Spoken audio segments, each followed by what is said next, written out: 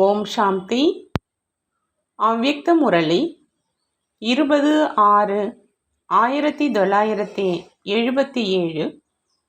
அவ்யக்த பாப்தாதா, மதுபன். நிரந்தர சகஜயோகி ஆவதற்கான சாதனம் மகாதானி ஆவது. அனைத்து பிராமண ஆத்மாக்கள் தங்களை சகஜ யோகி மற்றும் நிரந்தர யோகியின் உயர்ந்த நிலையில் எப்பொழுதும் நிலைத்திருக்க செய்வதற்கான முயற்சியில் இருக்கிறாங்க. அனைவரினுடைய லட்சியம் சகஜ யோகி ஆவதற்கானது. ஆனால் தன்னுடைய பலகீனங்களின் காரணமா சில நேரம் சகஜமாக அனுபவம் செய்கிறாங்க, சில நேரம் கடினமாக அனுபவம் செய்கிறாங்க. பலகீனம் அப்படின்னு சொல்லி கடினமாக ஆக்கிடுறாங்க. உண்மையில் ஒவ்வொரு உயர்ந்த ஆத்மா மற்றும் பிராமண ஆத்மா, மாஸ்டர் சர்வசக்திவான் ஆத்மா, திரிகால தரிசி மாஸ்டர் ஞானக்கடல் ஆத்மா எந்த ஒரு எண்ணத்திலும் மற்றும் காரியத்திலும் கடினத்தை அனுபவம் செய்ய முடியாது. சகஜ யோகியுடன் கூடவே அந்த மாதிரியான உயர்ந்த ஆத்மாக்கள் இயல்பாகவே யோகியாக இருப்பாங்கன்னு சொல்கிறாங்க பாபா. ஏன்னா அந்த மாதிரி உயர்ந்த ஆத்மாக்களுக்கு தந்தை மற்றும் சேவை தான் உலகம். தந்தையினுடைய நினைவு மற்றும் சேவை தான் பிராமண பிரவியினுடைய சமஸ்காரம். தந்தை மற்றும் சேவையை தவிர வேறு எந்த உலகமும் தென்படுறது கிடையாது. மேலும் சமஸ்காரங்களில் வேறு எந்த எண்ணமும் எழ முடியாது. எந்த ஒரு மனித ஆத்மாவினுடைய புத்தி உலகிய சம்பந்தம் மற்றும் பிராப்தியினுடைய பக்கம்தான் போகும். பிராமண ஆத்மாக்களுக்கு அனைத்து சம்பந்தங்களின் ஆதாரம் மற்றும் அனைத்து பிராப்திக்கான ஆதாரம் ஒரு தந்தையை தவிர வேறு யாருமே இல்லை. அப்படின்னா இயல்பான யோகி ஆவது கஷ்டமா ஈஸியான்னு கேட்குறாங்க. விரும்பாட்டினாலும் கூட எங்கே அனைத்து சம்பந்தம் மற்றும் அனைத்து பிராப்திகள் இருக்குதோ அங்கே புத்தி போகும். அப்படி இயல்பான யோகியாக ஆனீங்க இல்லையா அப்படின்னு கேட்குறாங்க பாபா. ஒருவேளை சகஜ யோகி மற்றும் இயல்பான யோகியாக அவசியம் தந்தையோடு அனைத்து சம்பந்தங்களின் அனுபவம் இல்லை, அனைத்து சம்பந்தங்களினால் தந்தையை தன்னுடையவராக ஆக்கலை, அனைத்து பிராப்திக்கான ஆதாரம் ஒரு தந்தை, இந்த அனுபவத்தை நடைமுறையில் கொண்டு வரல. இப்போ சகஜ யோகி ஆவதற்காக என்ன முயற்சி செய்வீங்கன்னு பாபா கேட்குறாங்க. சகஜ யோகியாக விரும்புகிறீங்களா தான்? சகஜ யோகியாக விரும்புகிறீங்க தான் இல்லையா? சகஜ யோகி ஆவதற்கான சாதனம் எப்பொழுதும் தன்னை எண்ணம் மூலமாக, வார்த்தை மூலமாக மற்றும் காரியம் மூலமாக உலகின் அனைத்து ஆத்மாக்களுக்காக சேவாதாரி அப்படின்னு புரிந்து சேவையிலேயே அனைத்தையும் ஈடுபடுத்துங்கன்னு சொல்கிறாங்க பாபா. பிராமண வாழ்க்கையில் என்னென்ன பொக்கிஷங்கள் சிவதந்தை மூலமாக பிராப்தி ஆகியிருக்குதோ அவை அனைத்தையும் ஆத்மாக்களுக்காக சேவையில் ஈடுபடுத்துங்க. சக்திகளினுடைய கஜானா, குணங்களினுடைய கஜானா, ஞானத்தினுடைய கஜானா மற்றும் உயர்ந்த வருமானத்திற்கான நேரத்தினுடைய கஜானா அனைத்தையும் சேவையில் ஈடுபடுத்துங்க. அதாவது சகயோகி ஆகுங்கன்னு சொல்கிறாங்க பாபா. தன்னுடைய உள்ளுணர்வு மூலமாக சுற்றுப்புறத்தை உயர்ந்ததாக ஆக்குவதற்கான சகயோகம் கொடுங்க. நினைவு மூலமாக அனைவருக்கும் மாஸ்டர் சக்திவான் சொரூபத்தின் நினைவூட்டுங்க. வார்த்தைகள் மூலமாக ஆத்மாக்களை சுயதர்சன சக்கரதாரி மாஸ்டர் திரிகால தரிசி ஆக்குவதற்கான சகயோகி. காரியம் மூலமாக எப்பொழுதும் தாமரை மலருக்கு சமமாக இருக்கும் மற்றும் கர்மயோகி ஆவதற்கான செய்தியை ஒவ்வொரு காரியம் மூலமாக கொடுங்கங்கிறாங்க பாபா. தன்னுடைய உயர்ந்த தந்தைக்கிட்ட இருந்து அனைத்து சம்பந்தங்களினுடைய அனுபவம் மூலமாக அனைத்து ஆத்மாக்களுக்கும் அனைத்து சம்பந்தங்களினுடைய அனுபவம் செய்விக்கும் சகயோகம் கொடுங்க. தன்னுடைய ஆன்மீக நெருக்கத்தின் மகத்துவத்தை தெரிஞ்சு உயர்ந்த நேரத்தின் செய்தியை கொடுப்பதின் மற்றும் நேரத்துக்கு தகுந்த மாதிரி தற்சமயத்து சங்கமயுகத்தின் ஒரு வினாடி அநேக ஜென்மங்களின் பிராப்திக்கான காரணமாக ஆகுது. ஒரு அடியில பல கோடி மடங்கு வருமானம் நிரம்பி இருக்குது. அப்படி நேரத்தினுடைய கஜானாவை தெரிஞ்சுக்கிட்டு மற்றவங்களுக்கும் நேரத்துக்குள்ள பிராப்தி ஆவதற்கான அறிமுகம் கொடுங்கன்னு சொல்றாங்க பாபா. ஒவ்வொரு விஷயம் மூலமா சகயோகி ஆனீங்க அப்படின்னா சகஜ யோகி ஆகிய விடுவீங்க. சகயோகியாக ஆக தெரியுமா அப்படின்னு பாபா கேட்குறாங்க. யார் கஜானாக்களினால் நிரம்பி இருக்கிறாங்களோ அவங்க தான் சகயோகியாக ஆக முடியும். அநேக ஆத்மாக்களுக்கு மகாதானியாக ஆகணும் அப்படிங்கிற அந்த எண்ணம் சம்பன்ன ஆத்மாவுக்கு இயல்பாகவே வரும். மகாதானி ஆவது அப்படின்னா சகயோகி ஆவது, சகயோகி ஆவது அப்படின்னா சகஜ யோகி ஆவது. மகாதானி அனைத்து கஜானாக்களையும் தனக்காக குறைவாக உபயோகிப்பாங்க, சேவைக்காக அதிகமாக உபயோகிப்பாங்க. ஏன்னா அநேக ஆத்மாக்களுக்காக மகாதானி ஆவது தான் பெறுவது. அநேக ஆத்மாக்களுக்காக மகாதானி ஆவதுதான் பெறுவதுன்னு சொல்றாங்க பாபா. அனைவருக்காகவும் நன்மை செய்பவராக ஆவதுதான் தனக்கு நன்மை செய்பவராக ஆவது. தானம் கொடுப்பது அப்படின்னா 1க்கு 100 மடங்கு சேமிப்பு செய்வது அப்படின்னு சொல்றாங்க பாபா. அப்படி தற்சமயம் தனக்காக சின்ன சின்ன விஷயங்கள்ல மற்றும் சிறிய எறும்புக்கு சமமாக வரும் தடைகள்ல தன்னுடைய அனைத்து கஜானாக்களையும் தனக்காக ஈடுபடுத்துவதற்கான நேரம் இல்லை. எல்லைக்கு அப்பாற்பட்ட சேவாதாரி ஆனீங்க அப்படின்னா தன்னுடைய சேவை சகஜமாக ஆயிடும். பரந்த மனதோடு நன்மை பயக்கும் நோக்கத்தோடு பிராப்தியினுடைய கஜானாவை கொடுத்துக்கிட்டே இருங்க. நன்மை செய்யும் எண்ணம் உள்ளவராக ஆகிறதுனால தனக்கு நன்மை சுலபமாக ஏற்பட்டுடும் சொல்றாங்க பாபா. தடைகளை அகற்றுவதில் நேரத்தை செலவழிப்பதற்கு பதிலாக சேவையினுடைய ஈடுபாட்டில் தன்னுடைய நேரத்தை ஈடுபடுத்துங்க. ஒவ்வொரு எண்ணம் மற்றும் மூச்சிலும் சேவை மட்டும்தான் இருக்குது. அப்படி அந்த மாதிரி மகாதானி ஆகுங்க. அப்படி சேவையினுடைய ஈடுபாட்டின் பலனாக தடை சுலபமாகவே அழிஞ்சிடும். ஏன்னா தற்சமயம் பிரத்யட்ச பலனை அடைவதற்கான நேரம். சேவையினுடைய பலனாக உடனடியாக தன்னில் குஷி மற்றும் சக்தியை அனுபவம் செய்விக்கும். ஆனால் உண்மையான உள்ளத்தோடு செய்யப்பட்ட சேவையாக இருக்கணும்.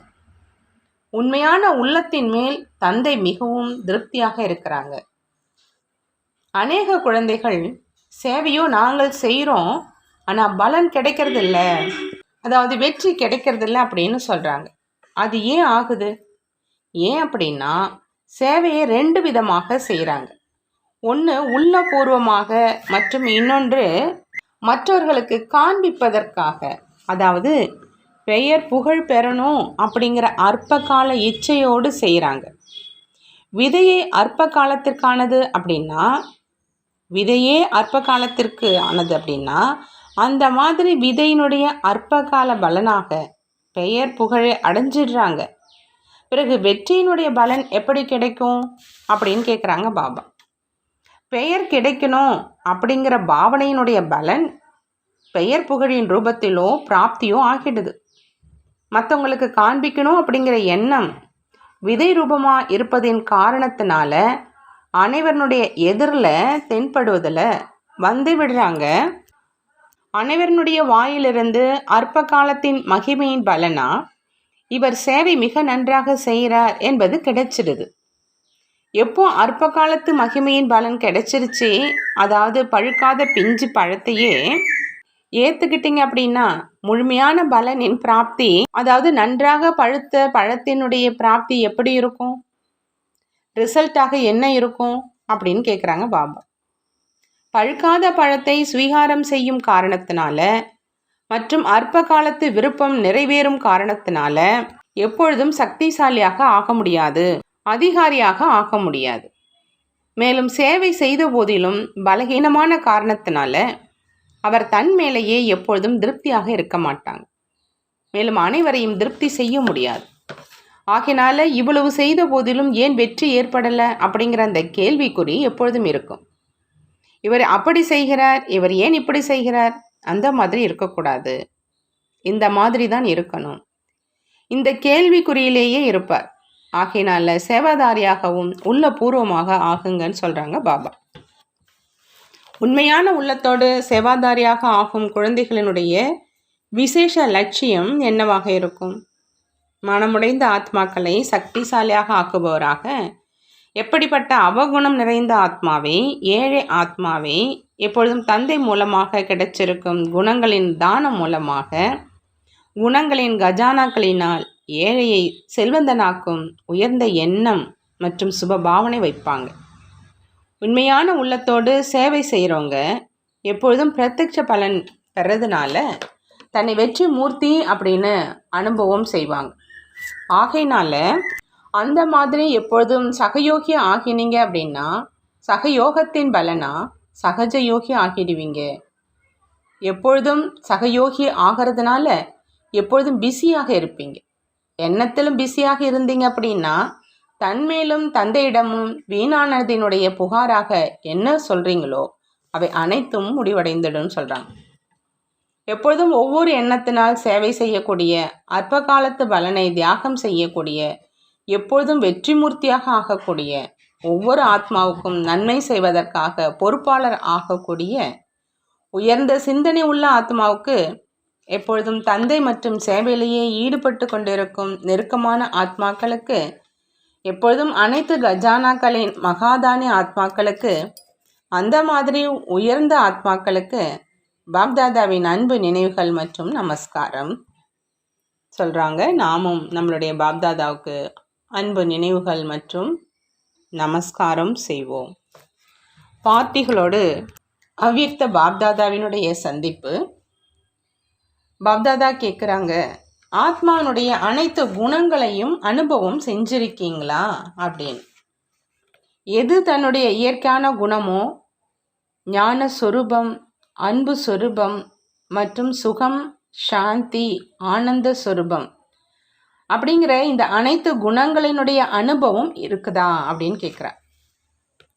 ஆனந்த சொரூபம் மற்றும் ஞான சொரூபத்தின் நிலை அப்படின்னா என்ன? அந்த நிலையில நிலைத்திருப்பதற்கான அனுபவம் இருக்குதா அப்படின்னு கேட்குறாங்க பாபா.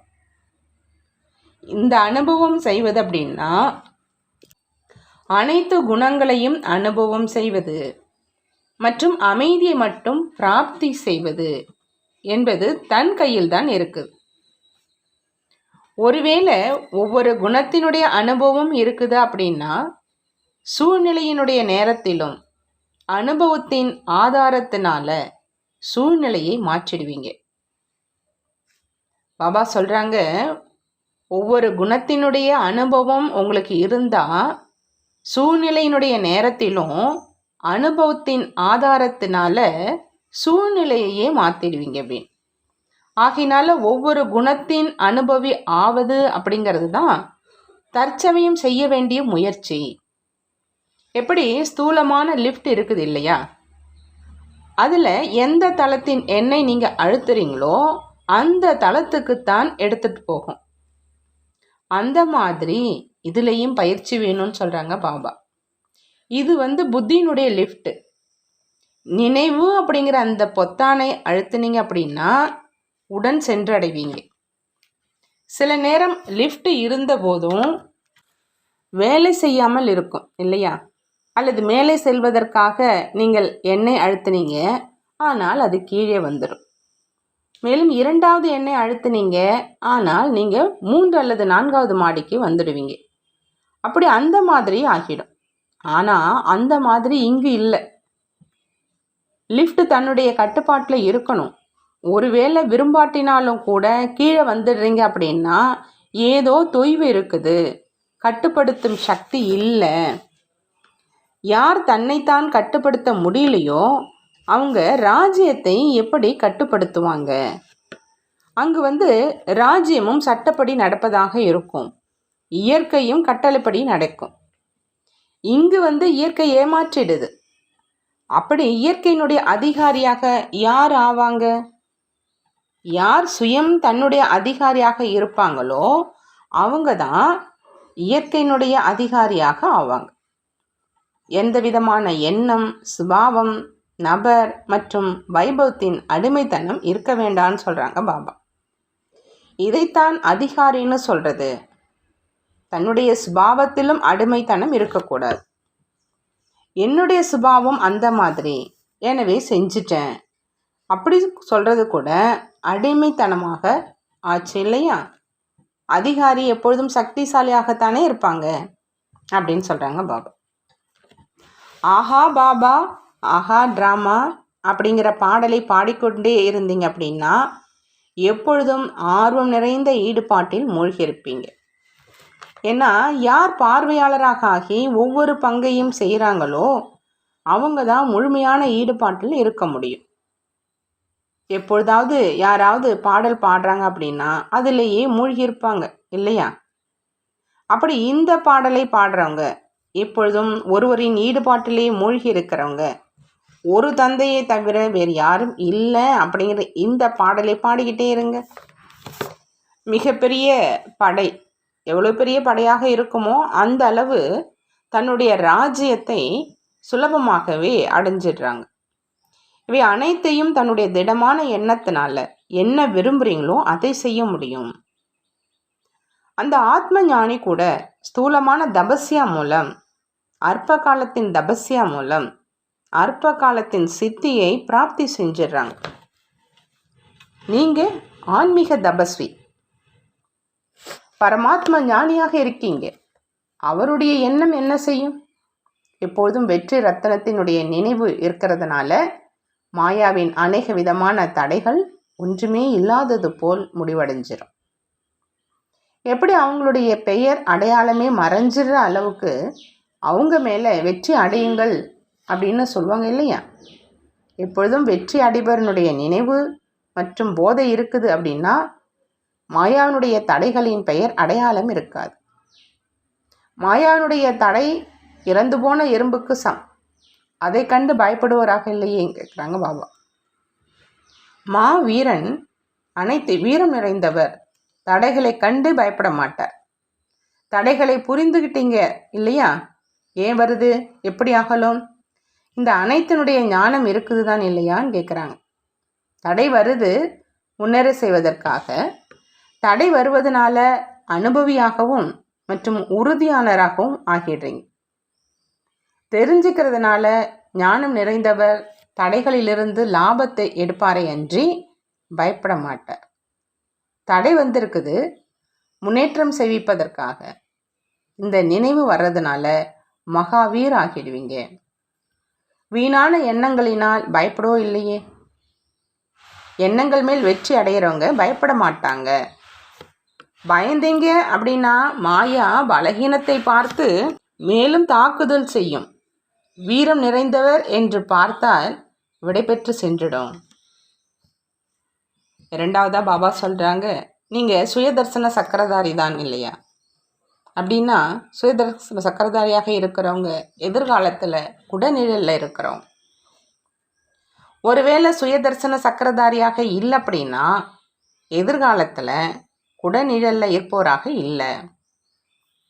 சுயதர்சனம் அநேக வீணான குழப்பங்கள் முடிவு கட்டிடுது. சுயதர்சன சக்கரத்தின் எதிரில் எந்த ஒரு குழப்பமும் நிலைத்திருக்க முடியாது. ஒரு நெடியில் முடிஞ்சிடும். அப்படின்னா தன்னுடைய அலங்காரத்தை எப்பொழுதும் தக்க வைத்து கொள்கிறீர்களா அல்லது களைப்படைந்துடுறீங்களா அப்படின்னு பாபா கேட்குறாங்க. சுயதர்சன சக்கரத்தை தாரணை செய்கிறது அப்படின்னா லேசாக இருப்பது. சுயதர்சன சக்கரத்தை தாரணை செய்வது அப்படின்னா லேசாக இருப்பது.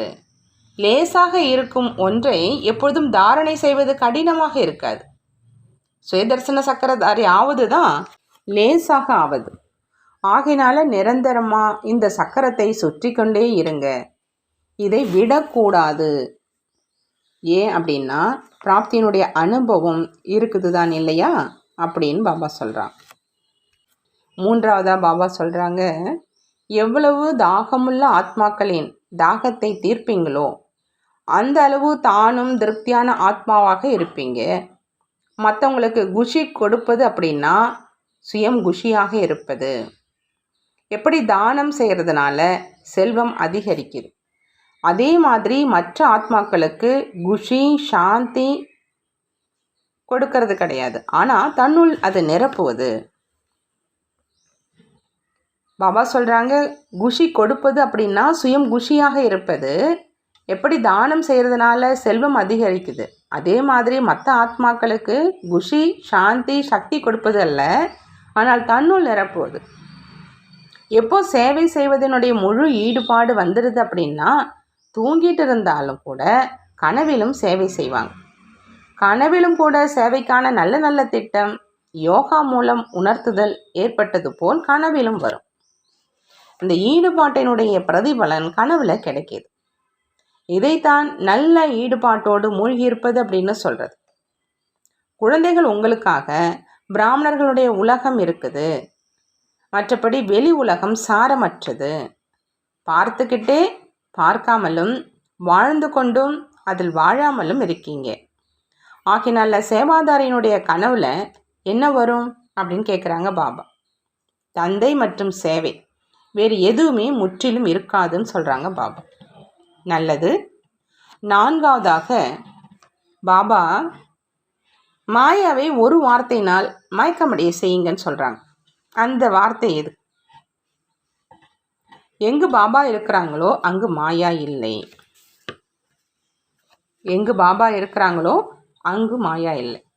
ஒருவேளை உள்ளபூர்வமாக உறவோடு அன்பா பாபா அப்படின்னு சொன்னால் மாயா ஓடிடும். எப்படி எவ்வளவு பெரிய கொள்ளைக்காரனாக இருந்தாலும் பிடிபட்டு விடுறான் அப்படின்னா அப்போ பெரிய கொள்ளைக்காரன் கூட செம்மறியாடு ஆகிடுவான். அப்படி பாபாங்கிற வார்த்தை வெளியாவது, மேலும் கொள்ளைக்காரன் பிடிபடுவது.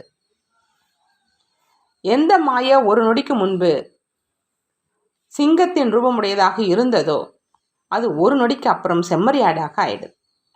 ஆகினால இந்த சாதனத்தை எப்பொழுதும் உடன் வச்சுக்கிங்கன்னு சொல்கிறாங்க பாபா. பாபாவை மறந்தீங்க அப்படின்னா அனைத்தையும் மறந்தீங்க. பாபாவை மறந்தா எல்லாமே மறந்துடுது. சாதனம் ஈஸி தான், ஆனால் அடிக்கடி உபயோகம் செய்வதற்கு முறை தெரியணும். ஒரு நொடியில் பரிவர்த்தனை ஆகணும். இதைத்தான் உபயோகம் செய்வதற்கு முறை தெரியுது அப்படின்னு சொல்கிறது.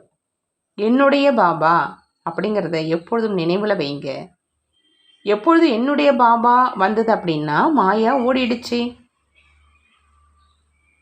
சகஜ அடுத்தது 5வதா பாபா சொல்கிறாங்க, சகஜ யோகியினுடைய நிலை இயல்பாகவே உருவாகி இருக்கணும். அதற்கான விதி அமிர்த வேளையினுடைய மகத்துவத்தை தெரிஞ்சுக்கிங்க. அமிர்த வேளை நாளினுடைய தொடக்கம். அமிர்த வேலை அப்படிங்கிறது ஒரு நாளினுடைய தொடக்கம். யார் அமிர்த வேளையில், அதாவது நாளின் தொடக்கத்தின் நேரத்தை சக்திசாலியான நிலையாக உருவாக்குவாங்களோ அவங்களுக்கு நாள் முழுவதும் உதவி கிடைக்கும். முழு நாளினுடைய வாழ்க்கை மகானாகிவிடும். ஏன் அப்படின்னா எப்போ அமிர்த வேளையில் விசேஷமாக தந்தை கிட்ட இருந்து சக்தியை நிரப்பிட்டா சக்தி சொரூபமாகி நடப்பது கடினமாக இருக்காது. எப்படிப்பட்ட காரியம் எதிரில் வந்தாலும் கடினம் அனுபவம் ஆகாது.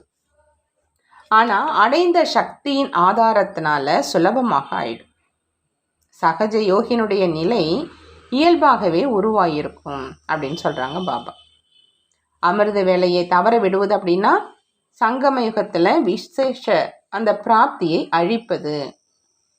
என்னென்ன ஈஸ்வரிய மரியாதைகள் இருக்குதோ அந்த மரியாதை பூர்வமான வாழ்க்கை வாழ்வதனால உலகின் எதிரில் ஒரு உதாரணமாக ஆயிடுவீங்கன்னு சொல்கிறாங்க பாபா. என்னென்ன ஈஸ்வரிய மரியாதைகள்லாம் இருக்குதோ அந்த மரியாதை பூர்வமான வாழ்க்கை வாழறதுனால உலகின் எதிரில் ஒரு உதாரணமாக ஆகிடுவீங்கன்னு சொல்கிறாங்க பாபா. உலகம் உங்களுடைய வாழ்க்கையை பார்த்து தன்னுடைய வாழ்க்கையை உருவாக்கும். உலகம் உங்களுடைய வாழ்க்கையை பார்த்து தன்னுடைய வாழ்க்கையை உருவாக்கும்.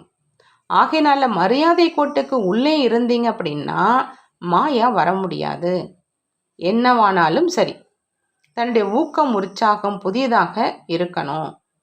தன்னுடைய ஊக்கம் உற்சாகத்துக்கான ஆதாரம் தானே தான். அதில் வேறு யாரும் தடை ஏற்படுத்த முடியாது. அதில் எப்பொழுதும் முன்னேறும் கலை இருக்கணும். பலகீனமானவர்களுடைய வேலை தான் நிற்பது அப்படின்னு சொல்கிறாங்க பாபா. நல்லது. வரதானம் பாபா இன்னைக்கு நமக்கு கொடுக்கறது, தன்னுடைய நடைமுறை வாழ்க்கையின் நிரூபணம் மூலமாக அமைதியினுடைய சக்தியின் ஒளியை பரப்பக்கூடிய விசேஷ சேவாதாரி ஆகுக. விசேஷ சேவாதாரி ஆகணும் அப்படின்னா அமைதி சக்தியின் ஒளியை பரப்புங்க அப்படின்னு சொல்கிறாங்க. அதாவது எப்படி அதை நடைமுறை வாழ்க்கையில் நீங்கள் நிரூபணம் காமிக்கிறீங்களோ அதன் மூலமாக அமைதியினுடைய சக்தியின் ஒளியை பரப்பணும். அப்போ விசேஷ சேவாதாரியாக ஆகலாம் அப்படிங்கிறாங்க. தன்னுடைய நடைமுறை வாழ்க்கையின் நிரூபணம் மூலமாக அமைதியினுடைய சக்தியின் ஒளியை பரப்பக்கூடிய விசேஷ சேவாதாரி ஆகுக. ஒவ்வொருவருக்கும் அமைதியினுடைய சக்தியின் அனுபவம் செய்விப்பது தான் விசேஷ சேவை. விசேஷ சேவை அப்படின்னா ஒவ்வொருத்தவங்களுக்கும் அமைதியினுடைய சக்தியை அனுபவம் செய்விக்கணும். எப்படி அறிவியலினுடைய சக்தி பெயர் பெற்றது, அதே மாதிரி அமைதியினுடைய சக்தி பெயர் பெற்றதாக ஆகணும். அமைதியினுடைய சக்தி அறிவியலினுடைய சக்தியை விட உயர்ந்தது அப்படின்னு எல்லார் வாயிலிருந்தும் வார்த்தைகள் வெளியாகணும். அந்த நாளும் வரும்னு சொல்கிறாங்க பாபா. அமைதியினுடைய சக்தியின் பிரத்யட்சத்தா அப்படின்னா தந்தையினுடைய பிரத்யட்சத்தா. அமைதியின் சக்தியின் நடைமுறை நிரூபணம் உங்கள் அனைவரினுடைய வாழ்க்கை. ஒவ்வொரு நாளும் ஒவ்வொருவரும் நாள் முழுவதும் அங்கு இங்கு சென்று கொண்டிருக்கும் பொழுது அமைதியினுடைய மாடலாக தென்பட்டது அப்படின்னா அறிவியலை சேர்ந்தவர்களின் பார்வையின் பக்கம் அமைதியினுடைய சக்தி நிறைந்தவர்கள் மேலே இருக்கும். அந்த மாதிரி சேவை செய்யுங்க அப்படிங்கிறாங்க பாபா. அப்போ தான் விசேஷ சேவாதாரின்னு சொல்லுவோம். பாபா ஸ்லோகனில் சொல்கிறாங்க, சேவை மற்றும் மனநிலையின் சமநிலை வச்சிங்க அப்படின்னா எல்லாருடைய ஆசீர்வாதம் கிடைச்சிட்டே இருக்கும். எல்லாருடைய ஆசீர்வாதம் கிடைச்சிட்டே இருக்கணும்னா சேவை மற்றும் மனநிலையினுடைய சமநிலை இருக்கணுங்கிறாங்க பாபா. நல்லது. ஓம் சாந்தி. நன்றி பாபா, நன்றி.